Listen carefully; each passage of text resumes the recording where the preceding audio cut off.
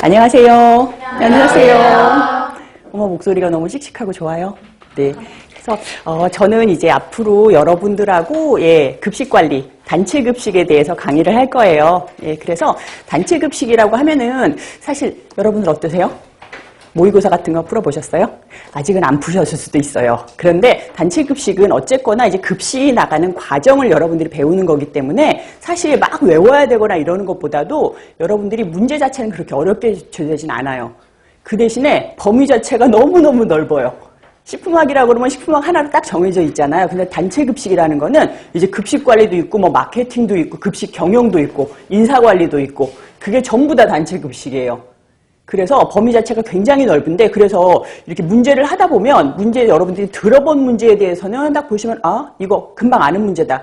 이렇게 상식으로 풀 수 있는 문제들도 많은데 정말 문제를 딱 접했을 때 정말 내가 태어나서 처음으로 들어보는 소리다 이런 게 있어요. 뭐 심포도 효과라든가 이런 건 여러분들이 모르면 못 푸는 그런 문제들이거든요. 그래서 단체 급식은 좀 더 많이 접해봐야 돼요. 여러분들이. 하나의 문제를 막 파고 들어가는 게 아니라 문제 자체 그다음에 이런 과목을 좀 많이 읽어보셔야지 많이 도움이 되실 거예요.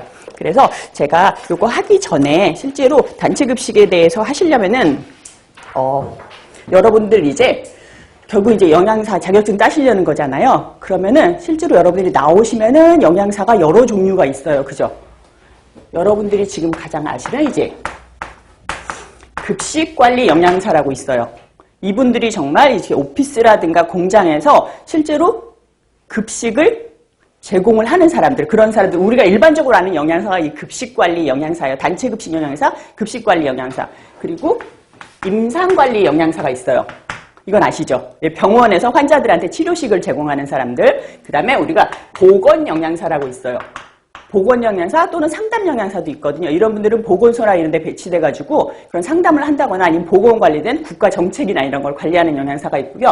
그리고 요즘 와서 좀 많아진 부분이 이제 판매 영양사라는 부분도 있어요. 여러분들 백화점이나 이런 데 가면은 영양 관련된 이렇게 제품이나 이런 거 판매하시는 하얀 가운 입으신 분들 있죠. 그분들이 이제 판매 영양사예요. 그래서 영양사 종류가 굉장히 많은데 사실은 이 급식관리 영양사, 여러분들이 영양사 했을 때 딱 떠오르는 영양사 있죠? 이분이 거의 한 90% 이상을 차지하고 있어요.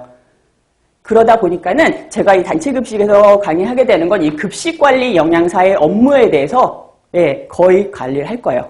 그래서 여러분들이 지금 하시면서 저랑 하면서 영양사에 대해서 미리 공부한다. 이렇게 생각하시고 그래서 실제로 영양사 자격증 따셔가지고 나중에 연락 오시는 분들을 보면은 이거 저랑 했었던 이 책을 한번 다시 펼쳐본다 하시는 분들도 계시거든요. 그래서 저는 될 수 있으면 실무 위주로 설명을 드릴 테니까 미리 공부하신다. 내가 사회인 준비를 미리 한다라고 생각을 하시고 그렇게 좀 재밌게 들으시면 될 것 같아요. 그리고 단체 급식 같은 경우는 이제 트렌드 자체가 좀 계속 바뀌는 편이에요. 그래서 트렌드에 따라서는 제가 그때그때 업데이트를 해드릴게요.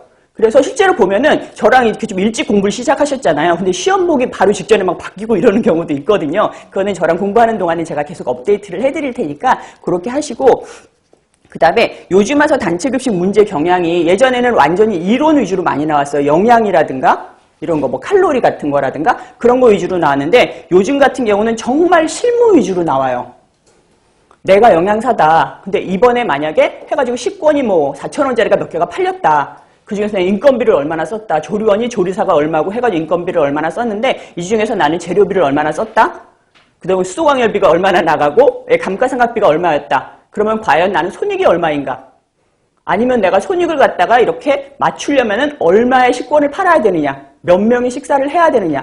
이런 계산 문제도 많이 나오기 시작했거든요. 그리고 예전에는 메뉴 같은 거 짤 때 뭐 단백질이라든가 이런 게 몇 퍼센트가 적당한가 이런 문제가 많이 나왔다고 한다면 요즘은 메뉴를 아예 짜서 줘요. 어울리지 않는 메뉴는. 그래서 저번에 한번 나왔던 게 뭐냐면 탕수육하고 군만두였었어요. 어울리나요? 사람들이 근데 어울린다고 생각해요. 중국집에서 항상 그렇게 주거든요. 근데 실제로는 둘 다 튀긴 요리잖아요. 그래서 단체 급식 메뉴는 적합하지가 않아요.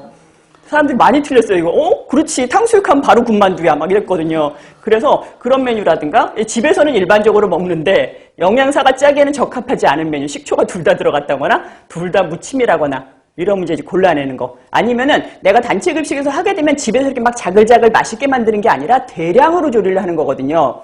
그래가지고 집에서는 두부조림 어떻게 해요? 바싹 구워가지고 거기다 양념장 부어서